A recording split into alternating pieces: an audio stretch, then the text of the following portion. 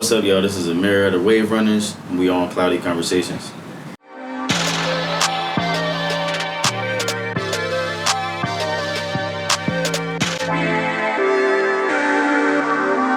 Alright, y'all, so what's going on? We're back with another episode of Cloudy Conversations. It's your girl, Big T. And as you can see, we took a little trip today for today's guest, producer and co-owner of the Wave Runners, Amir. We want to thank you for sitting down and talking with us and having us out here at this beautiful place. You know it. So, like we start off all episodes, we like to just tell people, have you tell people a little bit about yourself. Got you. 27 from Harrisburg, PA. Probably been making beats since like fifth, sixth grade. So I couldn't even tell you how many years that is. Started out with different production companies of my own. We had Star City Productions, Space Jam Music. A lot of people knew that from high school. T&K Productions, me and my cousin Kyle. And then now it's the Wave Runners, 4 years strong. Okay, so like you said, you're a Harrisburg, PA native. So what was your experience like growing up there? Harrisburg, it wasn't nothing like bad. I always had like a good upbringing from uptown Harrisburg. Went to Steel School, then somehow ended up at Camp Curtin, Downey, and then of course I went to the best high school in the city. With that, well, I started band probably like fifth, sixth grade, so that's how I really got into like reading and writing music. Got to marching band freshman year, baritone, and I became the section leader. And then my senior year, drum major.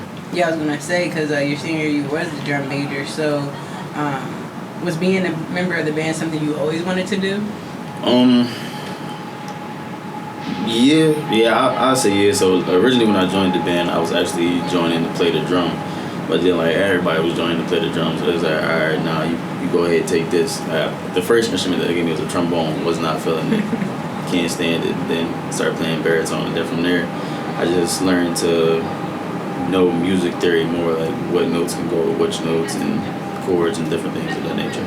And did it come natural to you, or did you have to put a little bit more effort into, like, learning how to read music and everything like that? I'll say it came natural to me, to be honest. Like, once you get the basics of it, everything else kind of like goes, reading rhythms. I will say, like, as far as like reading music, I can't read it and play it like at the same time. I gotta read it and then play, read it and then play it. Then I just play it off of memory. So you have a pretty good memory, because when you're in band, there's no you're not looking at the music. Right? Yeah, like you playing that off of muscle memory. So when the opportunity to be drum major came about, was that something you were striving for, or like were you like, oh shit, I didn't even think you guys were considering me for that? Like, yeah and no, because I like the drum major position was dope as shit, but I'm more of a reserved ass motherfucker, so being in the front of everybody, like having to lead people, man. First game that we had as me being a drum major was against McDevitt. Oh, man, everybody knows, like McDevitt versus Harrisburg. We did a pre-show that game, bro. I'm thinking like, all right, ain't gonna be that many people. I can get like my feet wet. Then like next couple games, get used to it, bro. I came out, that whole fucking stadium was packed, bro. Like, Bishop McDevitt side, the high side, I'm like sweating the entire time. Like, yo, this is too many fucking people. But did y'all kill it? Oh, hell yeah. Like, that's one thing I did learn from Troutman too. Like, he told me, is like, would you rather be the nervous drum major who like messed up, or be like nervous and like go out there and do the damn thing? Would you rather be known for fucking up or doing what it is you're supposed to do? Because you know, Harrisburg band got a reputation for that. Facts. So to even be out there leading them, you know, they're looking at you if the band fucked up. But yeah. Did you get any like scholarship opportunities from the band? Yeah, so I want to say it was my 11th grade year I started getting scholarships. I had a scholarship to Howard for music. My dumb ass decided to go to IUP because all my friends got accepted there. So I mean, I had a scholarship for IUP too, but so it all worked out. Yeah. What was the best part about the drum major? Probably I would say like the leadership aspect of it, like being that person to like bring everything together. Like, you know what something's supposed to sound like. You know who needs more work. You know where things are supposed to come in, and then like getting that early on in life, like having that leadership role. Granted, it don't seem like that much, but like I'm in charge. I want to say like the band was probably like 60, 70 deep. That's a lot of people. Yeah, like so I'm like, all right, now y'all stop, y'all play. All right, this is what we doing. Boom, boom, boom, boom. Making sure everybody getting the good practice in. Can't have no slackers. We as strong as the weakest link. So. And you said you started producing you started in like 5th or 6th grade. So did what you were learning in the band help you with your production in any way?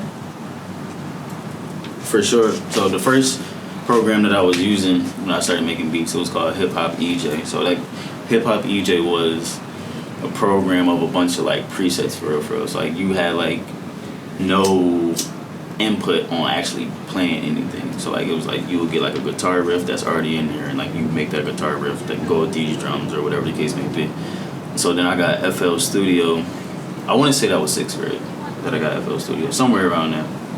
Cause Kyle put me on the FL Studio, and then like playing in the band, like all right, now I know scales. So like if it's not in this scale, it's not going to go together. Mm-hmm. So definitely being in the band helped me with production.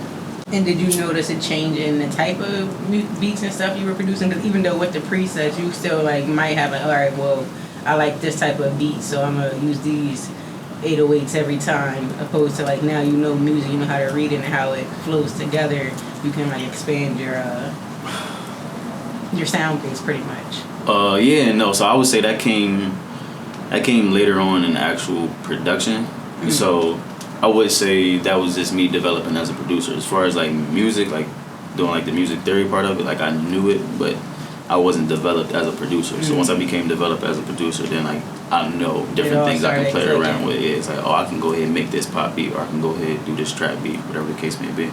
So you said that Kyle had put you onto like FL Studios, but that's like not the only equipment that you need in order to be a full, well-rounded producer. So how did you even know what to start investing your money in?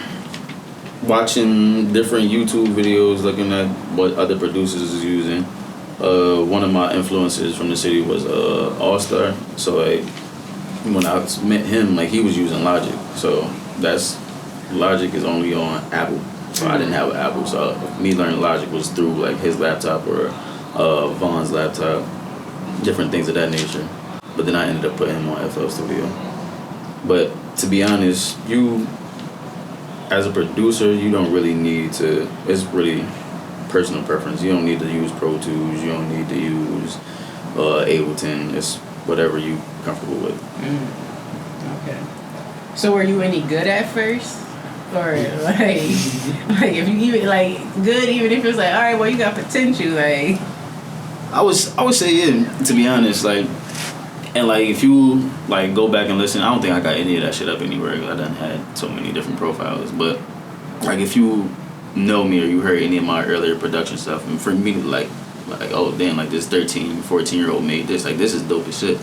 But that was dope for then. For then. Yeah. So then like as I gradually got better, whatever the case may be, then I started putting my name out there. There's like ample artists who I just made myself available to, got on their projects. Ran with it. And like you had mentioned earlier, you did go through a couple periods of having like different brands. I remember Space Jam was one of them. Why do you think you had so many different like transition points? I mean, I feel like that's what any artist, any brand for real, like first coming out, you really just finding yourself. So like I said, the first one was Star City. That's when me and Kyle were in like 7th grade. So like, and then TNK came in like 8th grade. Same two people. Nobody different. We was just like figuring shit out.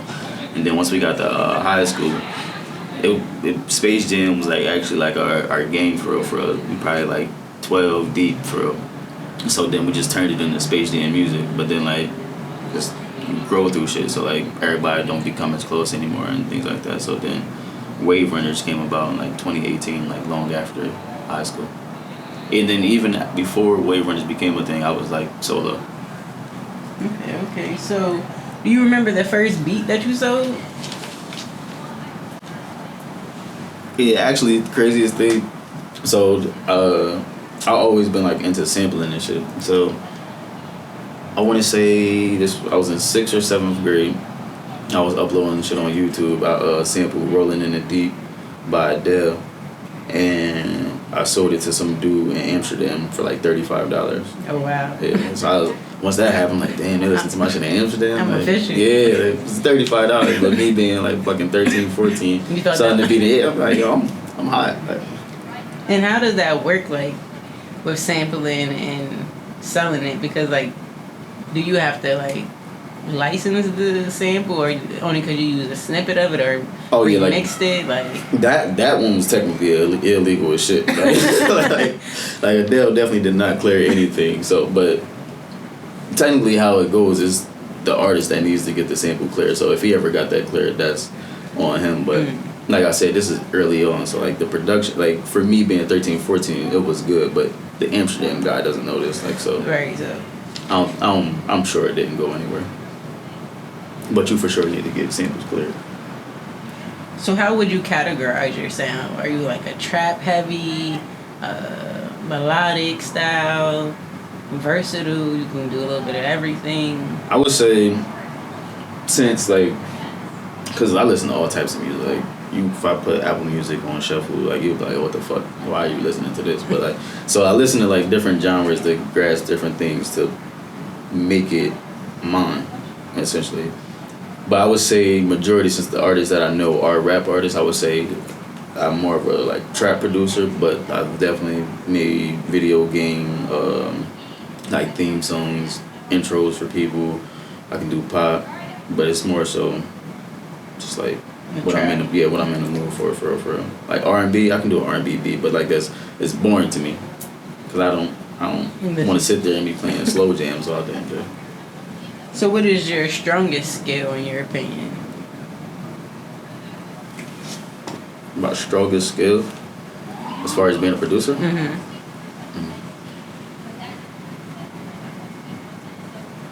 I would say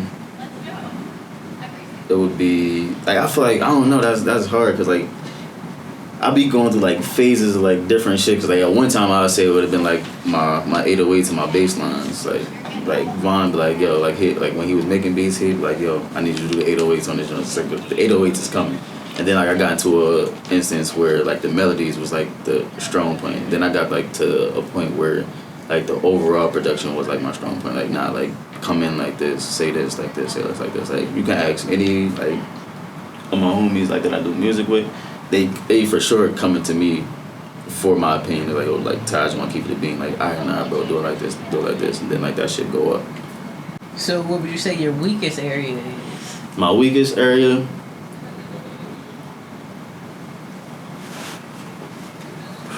I would say probably like my percussion. I feel like I can do better on like the snares and the hi-hats and shit. And then like I'd be over, I feel like this is what anybody was like passionate about what they do. Like I'm overcritical of myself, so I'm like, nah, this is ass. This is ass. But I can't tell you how many damn beats I done deleted. Like, deleted and probably was fire. Like, it could have been fire. Deleted that one. Bro, I done sold beats that I made like fucking 4 years ago. I'm like, yo, it's like this is what you want right here. Like yeah, nah, this is going crazy. I'm like, alright, like that's what you want. Yeah. So how have you improved over the years? Well, I guess you kind of already answered that with saying, like, at one point in time, you were good with the hi-hats and then the melodies, and now you're overall. I would say I improved off of being around other, like, producers and shit like that. Like, so, like, you, like, naturally, like, the energy, like, if you got good energy around somebody else who's doing something that you like you'll pick up something off of them. Like, it's not like you're, like, mocking them or anything like this, but, like, oh, damn, I like the way this producer does, like, drums. Maybe I can go ahead, like, put my own twist on that. Or I like the way this producer does melodies, like he does this, or like reverses, or whatever the case may be. So I would say I've improved by adapting and growing from other producers. Yeah, because like you said earlier, you've been around people like All-Star who's produced for like Shy Glizzy, like Meek Mill, people who really mainstream artists, and then people in our city who are known to be like the people you're going to hit up to get a beat. Like facts, like so. Triz, Steez, Diesel, Vaughn. Like any of my homies who make beats is really that Dre. And it's nice to have a community of people doing what you're doing opposed to like competition or afraid to like improve together. Because that tends to happen, especially in our city, where people are in competition most times. They're afraid to even align together to see what y'all can do. See, but I feel like even the way I am, like, I admire competition for real. Like, even, like, if you producer, homie, and whatnot, you make beats, we cool, but, like, we in competition still, like, bro, like, all right, like, you made this crazy ass beat, all right, I gotta make something harder. Like, like, it's like a friendly competition. Like, that's how I get my motivation. Like, damn, like, all right, yo, he made these crazy ass beats that he just sent to, like, I gotta come back with something harder. Like, that's not like I'm like, oh, he's better than you. I'm not like hating competing, which is just like, all right, bro, that was hard. Now I gotta come harder. watch yeah, this. like now watch this. Now, you mentioned you went to IUP. You actually graduated with your degree in communications media. Yeah, psychology. And psychology. Okay, excuse me. Sorry, double major. Why was your focus not on music? So, actually, when I went into IUP, so I actually applied. My original major was music. So I'm like, all right, me thinking audio production would probably fall under music. So apply for music. I gotta go up there. I gotta do my audition for the band. I was still gonna play for them. But them niggas was hard. Like I wasn't ready for their marching band.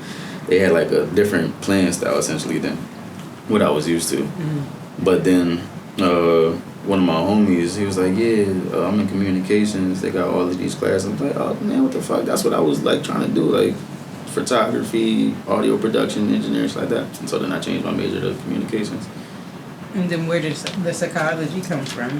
So IUP is a liberal arts school, so I gotta take a class in damn near everything. I done took like religion classes, all that shit. So I took one psych class, and like legit from there, like I'm obsessed with like how the mind works and like why people are a certain way. So I just added that. It was up from there. And, like I knew I fucked with it because we had a cumulative final on 13 chapters, and like I started sweating. And I tried to go study for it, and like I can't study for shit. I studied like the first 2 chapters. I'm like, man, fuck it, whatever I get is what I get. Got a 97 on that bitch. I'm like, alright, say less. Like, it's for me. Yeah, like say less. So, who would you say are some of your favorite producers and artists? Kanye, Just Blaze, Timberland, Dr. Dre for sure. Dr. Dre definitely has some heat. Quincy Jones, he's like actually one of my biggest influences. Quincy Jones is like crazy as shit, and that's what I say. Like I'm a trap producer technically, but Quincy Jones ain't making trap beat in his life. No trap but beat. Quincy Jones, crazy ass producer. It's really it's endless. Yeah, like it's really endless. It's depending on the genre and the mood. Yeah, the time frame and all that. Okay. So going back onto the school side, what did you apply from those studies or your actual degree into real life and what you're doing now with the label and producing? What did I apply for that? I'm gonna be completely honest. Nothing for like I didn't really.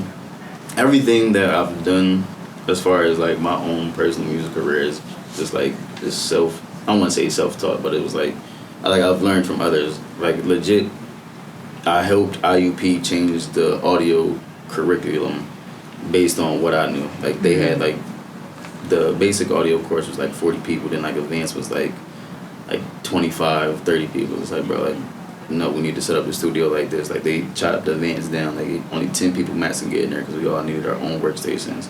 Like the exams, I changed the exams. I'm like, all right, we need to know like how to set up for whatever may be coming, like either live instruments, like you need to run a snake for this, make sure you don't turn on the fan apart with this mic. So like I definitely helped change the curriculum. So. And actually put them in the right direction, it sounds like.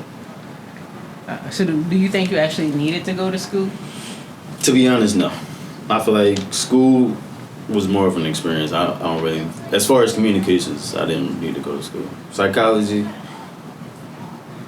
was more of an interest, but I didn't really need to go to school for that either. I'm like a firm believer that I don't think anybody needs to go to school. They're going to tell you to go to the library anyway. Pretty much, you're teaching yourself half the time. You get on YouTube University, you can learn anything. That's a fact. So let's talk more about the Wave Runners. You said that it became a thing in 2018. But how exactly, like, did you and Vaughn come to that conclusion that, like, y'all just gonna link up together and build something?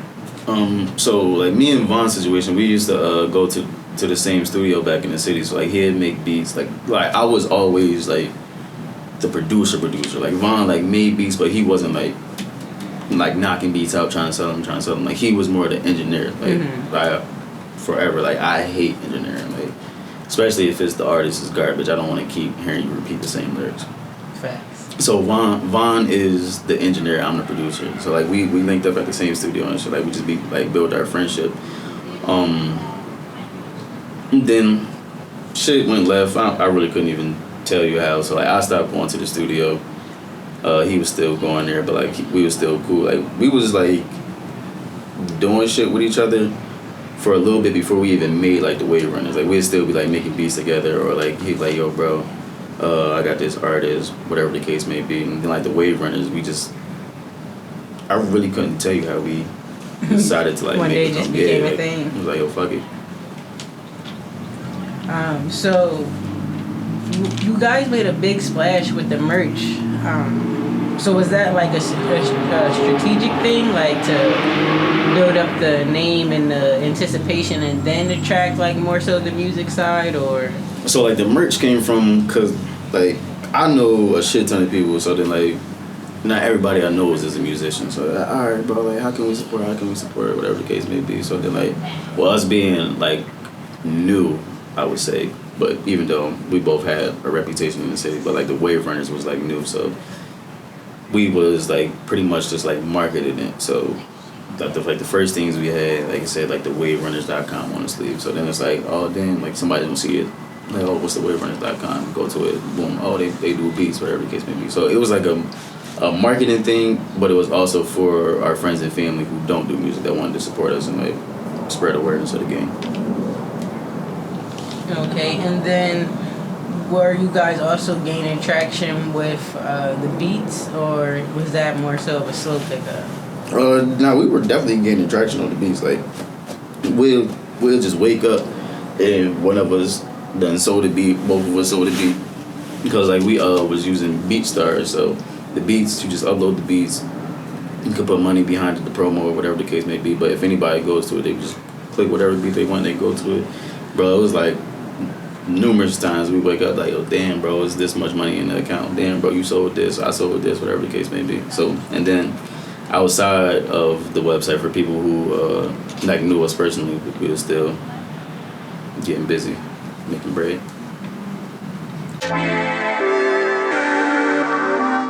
Now you guys currently have 2 artists on the roster, Running Man Rye, which was a guest on Cloudy Conversations, and then Sawyer the Kid. Mm-hmm. What went into choosing those artists? So both of those was Vaughn. I don't want to say they were Vaughn's decision, but they was brought to me by Vaughn because he's in the city. I'm not. So Rye is like the more well-rounded artist. He has his sound. Like Soy has multiple sounds, and we're trying to like decide on which angle to take him. But like they both they gonna give you some heat. We got some big shit lined up for him 2023. So definitely be on the lookout for that. And did you guys have like any prior experience with like artist development, or this is really like the first run at it?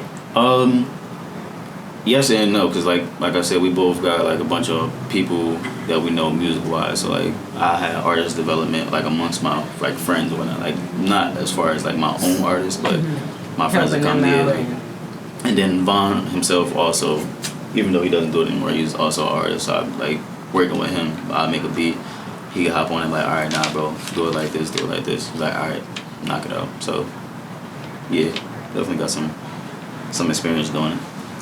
So with you not being directly like, you know, in the city to be hands on, what would you say your role is with the Wave Runners? So like I would say me and Vaughn, we talk about shit. Sorry, fucking me up. Like we talk about everything. It's like, let's say he sent me the track list for an upcoming album. Like, alright, bro, this is what we think about. Boom, alright, I'm gonna listen to it. Like, alright, now this is what we should do. We should place it like this, or cut this, or get rid of this. So like, I still have like major input on what's going on. So you're not like just a silent partner. Like. Nah. I just don't have any of the hands-on aspects. Like, if Vaughn's doing all the recording, if any of the videos come about, Vaughn's gonna do the recording of the videos. But if it comes to merchandise, like purchasing anything like that, we on 50-50. These business decisions, 50-50.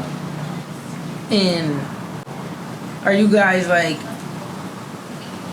cautious of the investments you make, or are you guys just really understanding like in order to make any type of traction or go anywhere, you gotta put the money behind it? Yeah, like you gotta grow through it. If you're gonna go through it, you gotta grow through it. So we learned like this first year, like this is our first year like having artists, even though we've been a thing for 4 years. We just decided to get artists this year. Like we learned like, alright, next year we're gonna do it like this instead of doing this, or alright, we gotta do more of this rather than doing this. So you gotta grow through it. Go through it, then grow through it.